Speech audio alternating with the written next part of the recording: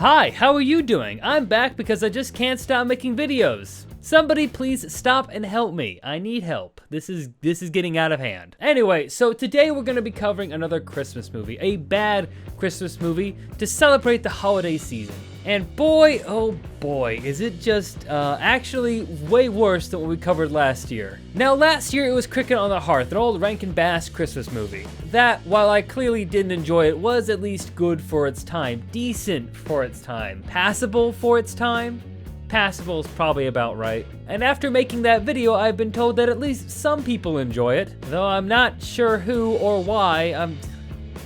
But okay. But at least they had semi-decent voice actors and knew how to edit things together to make a cohesive story. Today's movie, on the other hand, well... So, today's movie is the 1991 TV special, The Christmas Tree. This TV short is one of the ugliest, nonsensical things I've ever had the displeasure to watch. And you know what? My Christmas gift to you is you being able to watch me suffer through it. So let's get right to that. The Christmas Tree is the story of an evil woman named Mrs. Mavilda who runs the town orphanage, where she abuses and neglects the children. So the orphans turn to the next closest mother figure they have in their life, the tree outside. Yep, this is the kind of movie we're watching. They name this tree Mrs. Hopewell, who somehow manages to be one of the least wooden characters in the entire movie. Ho-ho! Anyways, so one day a loving family moves to town. There's the mother, Judy, the father, Ray, the son, Pappy, and the daughter, Lily. They come to town with absolutely no plan as to what they're gonna do there, as one does when they move to a new town. They have no jobs lined up, no place to stay, anybody that they know there, and it's incredibly odd because they just kind of go to the mayor's house and are like, hey, you have a job for us? Thanks. But as luck would have it, when they go to the mayor's house, he actually does give them both work. Ray is sent to a lumberyard where he has to live with the bros, cutting lumber with a bunch of men. He's with the bros, broing out, chopping some wood. Judy, on the other hand, is sent to live at the orphanage to work as the assistant to Mrs. Mavilda. There she also lives with their two children, Pappy and Lily. But the children must live like the orphans while she stays there, because Mrs. Mavilda is like a real jerk. Now, it's really time to talk about it, and I know you've noticed it already. The animation in this is one of the worst I've ever seen. Again, this is from 1991, but it looks even more shoddily made than the Cricket on the Hearth, which was from 1967. It's really baffling how it looks so terrible. The movements are so stiff, and there are errors littered all over the place. To eyes moving, like physically moving when they're not supposed to, necks that twist around in ways that imply that no one has a working spine, there are clothing color changes, and constant creepy blinking. That and lip flaps hardly ever match up. They basically just have lips flapping in a general time that a character is talking. But the sounds never match the lips. Hell, most of the time they just avoid the issue entirely by not having the character speaking on screen. You probably also noticed the character design, which is pretty abysmal. Most notably is the creepy, buggy eyes every character has. They all have this unsettling way they stare into your soul, watching you, waiting until the perfect moment to strike.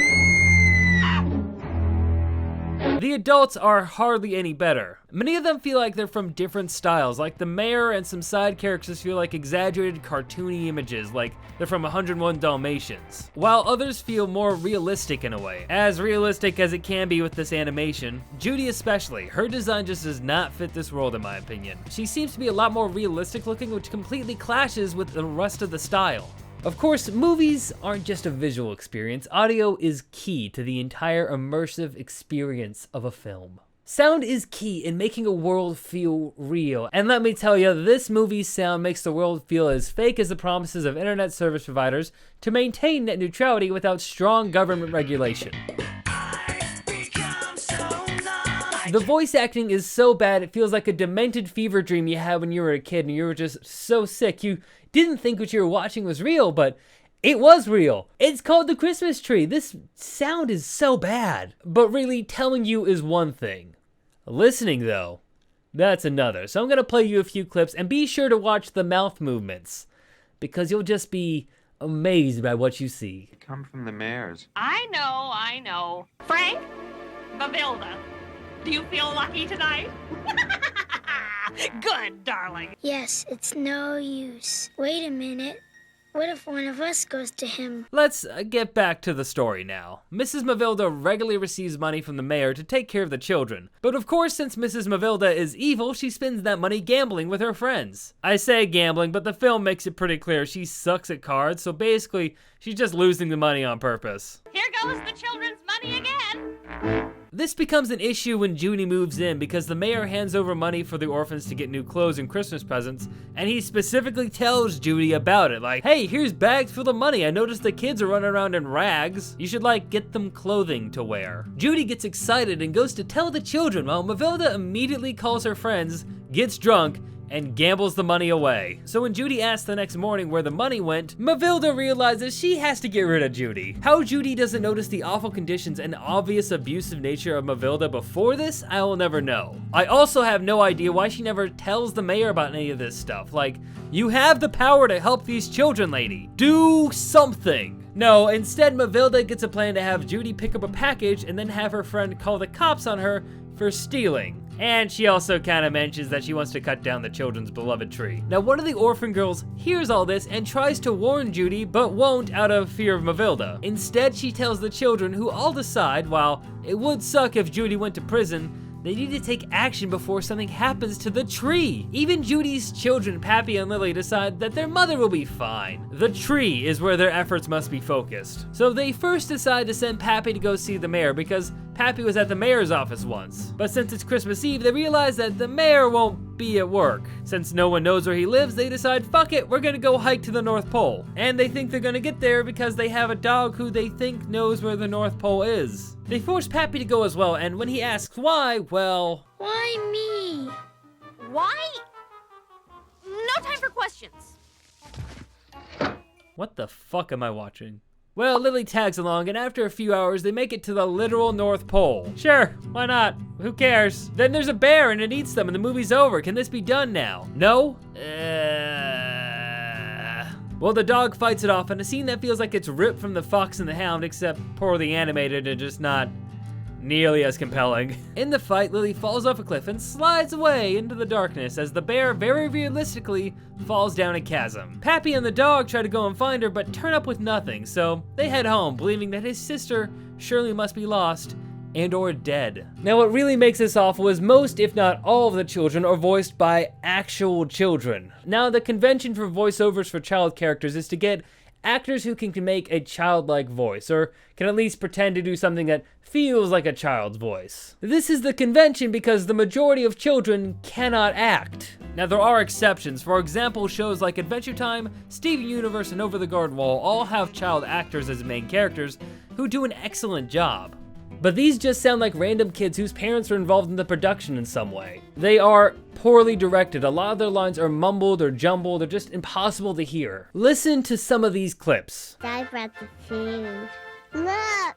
How did you get that? I just went to the kitchen. And Mrs. Mavilda didn't catch you? Not when you go through the window. I knew we should have never shown him to your mother. Adults are always the same. Because they have special reindeer to pull it, and each one has its own special name. That's right, children. Now, this is not the fault of the child actors by any stretch. I do not blame the children for this. I blame the adults. Actors, especially child actors, need strong direction in order to understand the role and the emotion of the way they're supposed to be conveying this scene.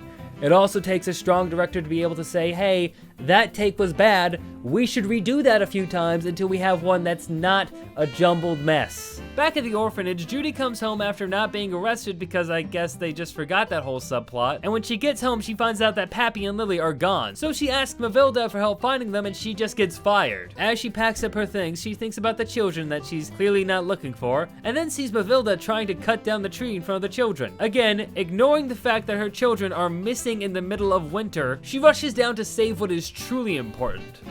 This fucking tree. Judy and the children try to stop Mavilda when the mayor pulls up for no good reason at all and puts a stop to everything. Then suddenly Pappy makes it back to his mother, who again does not seem overly concerned or worried that her son was out in the dead of winter in the North Pole in ragged clothes for over 24 hours. She also seems pretty chill about finding out her daughter is still in the North Pole, probably freezing to death for all she knows. Mavilda is sick of all this, so she grabs a chainsaw to chop down the tree herself. For this, the great god Zeus strikes her down with a mighty lightning bolt. Then Santa shows up, because this is just completely off the rails now. Santa drops off Lily, who he saved, I guess, because they never really explain it. It's just like, oh yeah, Santa has the girl, why not? And Lily reunites with her mother Judy and her father Ray, who just kind of shows up out of nowhere. Like, they literally don't do anything. He just kind of walks in frame. He's like, oh, I'm here now. I was here the entire time. The mayor decides to put Judy in charge of the orphanage, which is gonna be pretty empty because they then adopt all of the orphans. Kinda putting yourself out of a job there, huh, Judy? Also, for some reason, they add a little line in there that says Mavilda isn't evil anymore. She works as an assistant. She's good. It's fine. Don't worry about it. Maybe lightning cured her. I don't know. Fucking who cares? The end.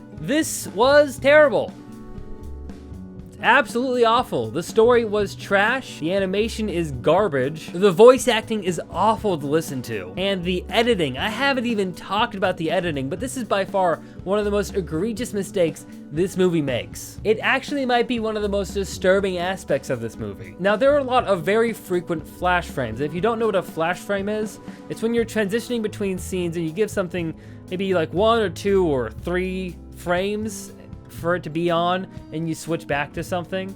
So say I'm like this, standing like this. Now I'm over here, and now I'm back over here. I'm back here like this, and now I'm back over here. That's a flash frame, and it doesn't give your brain enough time to process that second shot in between the other shot. It's a flash and then it's gone, and typically this is considered an editing error. You don't want to have flash frames. You want to give time for the viewer to establish the shot they're looking at and then move back to a different shot. Or maybe the shot you were using beforehand. The editing turns this movie from a bad movie to a movie that's just a trip to watch, because you have scenes that start and then you flip away to something else and it flips back, and it's just kind of jarring, and it happens very frequently. Like, I'm gonna show you a quick clip here. Oh, Lily, I'm so glad to see you. I missed all of you, Mommy. You saw that, right? Let's play it again one more time for you. Oh, Lily, I'm so glad to see you. I missed all of you, Mommy. There's just a flash frame of a very realistic Santa, and then it goes back to everything else. And there's never that shot of a realistic Santa again. It's just this quick shot of a realistic Santa. Again, talking about clash of style with animation, that's a big clash, and it makes your body feel a bit gross, or at least it makes my body feel gross. I don't know about you. It's really jarring and a horrible experience for watching a movie. Now, The Christmas Tree is a real trip to watch. It is an incredibly awful, terrible movie, and now that I've watched it, I don't think my life was ever going to be the same. Or maybe I'm going to forget about it in a few weeks and I'll go back to having a normal life, but we never really know. We'll never really know. Oh well, thank you again for joining me on this adventure. Adventure? Misadventure? I don't know. Thank you again for joining me watching this movie, experiencing this pain. It was a lot of pain. Anyways, I'm gonna go try to enjoy my holidays now. Thank you very much for watching this video, and you have a nice time. Have a Merry Christmas, a Happy New Year, other holidays that might be celebrated at this time of year. I don't know, maybe you're waiting for Martin Luther King Day. That's coming up very soon, hey? Thank you so much for watching. Stay rad.